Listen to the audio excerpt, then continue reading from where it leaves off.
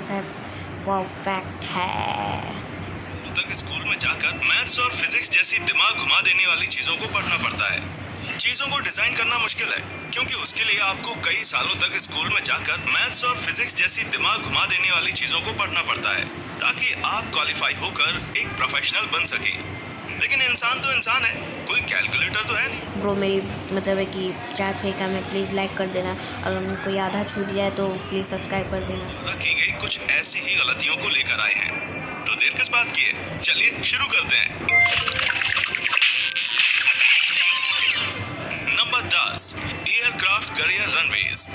Aircraft careers world war 2 के दौरान काफी ज्यादा फैक्टर थे, क्योंकि उस टाइम पर आज के टाइम के कंपैरिजन में प्लेन्स की लिमिटेड फ्लाइट रेंज हुआ करती थी। इसलिए ओशन के बिल्कुल मिडिल पर लैंड करना काफी ज्यादा एडवांटेज दे सकता था।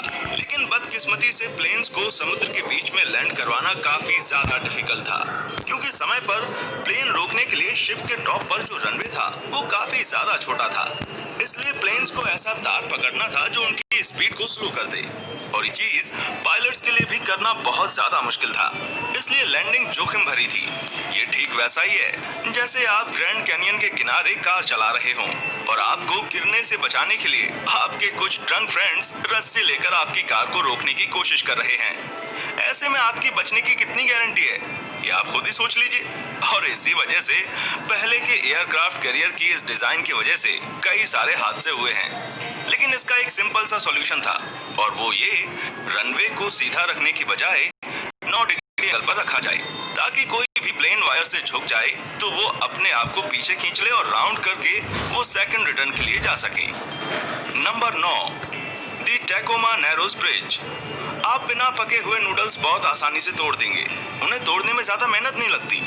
लेकिन हाँ, जब बात पके हुए नूडल्स की आती है तो उन्हें तोड़ना थोड़ा सा मुश्किल होता है, जिसकी सबसे बड़ी वजह यह है कि प्रेशर की वजह से पकी हुई नूडल्स बैंड होनी शुरू हो जाती हैं। अगर आप ये कॉन्सेप्ट समझ गए हैं तो फिर आप टैकोमा नैरोस ब्रिज बनाने वाले इंजीनियर से एक स्टेप आगे पहुंच गए हैं। हम आपको बता दें कि टैकोमा नैरोस ब्रिज पूरा सॉलिड बना है, बिना किसी छेद के, ठीक वैसे ही जैसे बिना पकी हुई नूडल्स होती हैं, जिसमें कोई प्रेशर नहीं होता। अब जैसे कि आप बुर्ज खलीफा को ही ले लीजिए, ये दुनिया की सबसे लंबी बिल्डिंग है, पर ये हवा में 6 फीट तक साइड टू साइड मूव कर सकती है।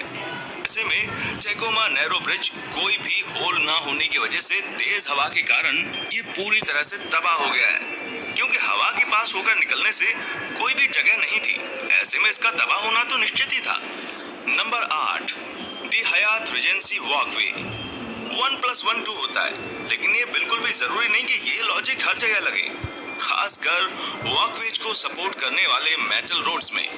कैंसस सिटी में दी हयात रीजेंसी वॉकवे पूरी तरह से तबाह हो गया, क्योंकि उसे बनाने वालों ने सोचा कि एक लंबा मेटल रॉड लगाने से ज्यादा इजी होगा तो छोटे छोटे मेटल रॉड लगाना। हमारा मतलब है कि आप खुद ही इमेजिन कीजिए, अगर इसे बनाते वक्त एक बड़ा सा रॉड लगा दिया जाता तो ज्यादा से ज्यादा कितना हैवी हो सकता था।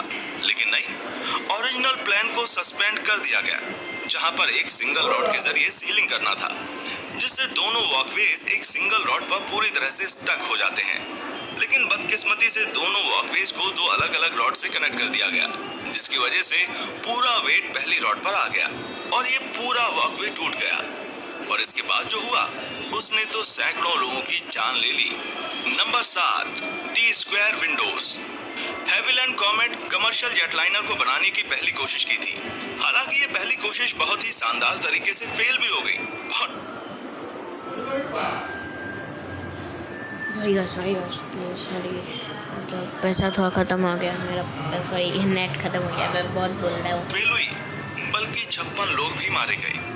इंजीनियर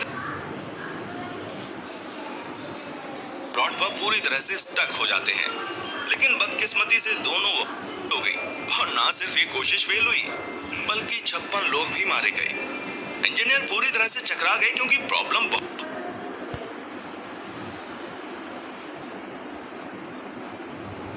फेल हुई बल्कि 56 लोग भी मारे गए।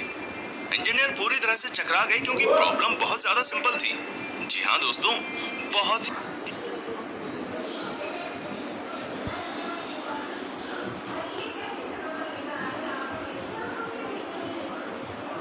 इंजीनियर पूरी तरह से चकरा गए क्योंकि प्रॉब्लम बहुत ज्यादा सिंपल थी। जी हाँ दोस्तों, बहुत ही ज्यादा सिंपल। और प्रॉब्लम ये थी कि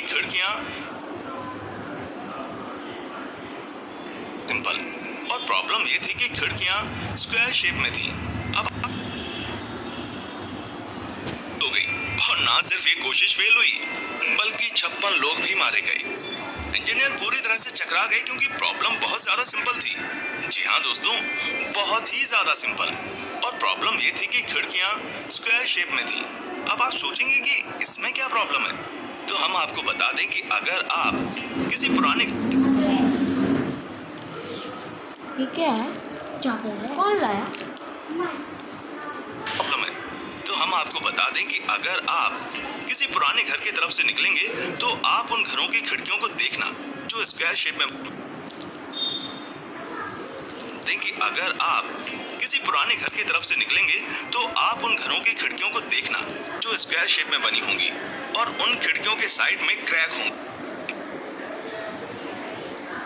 अगर आप किसी पुराने घर की तरफ से निकलेंगे तो आप उन घरों की खिड़कियों को देखना जो स्क्वायर शेप में बनी होंगी और उन खिड़कियों के साइड में क्रैक होंगे। वो क्रैक इसलिए होते हैं क्योंकि स्क्वायर की वजह से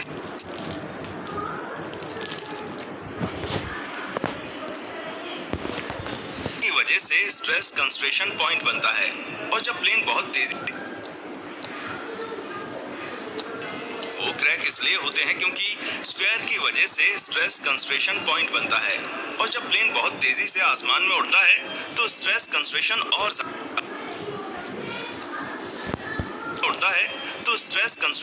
ज्यादा होने लगता है और ये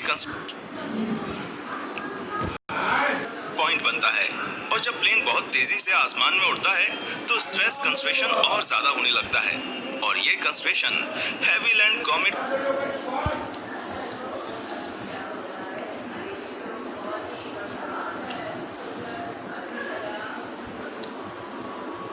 और जब प्लेन बहुत तेजी से आसमान में उड़ता है तो स्ट्रेस कंसंट्रेशन और ज्यादा होने लगता है और ये कंसंट्रेशन हैविलैंड कॉमेट को डिस्ट्रॉय करने के लिए काफी था।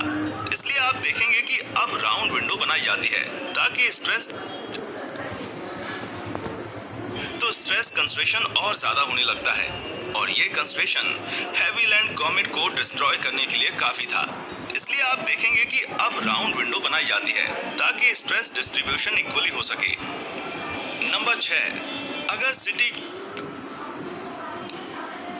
अगली बार मैं पूरा पार्ट बनाऊंगा दोस्तों।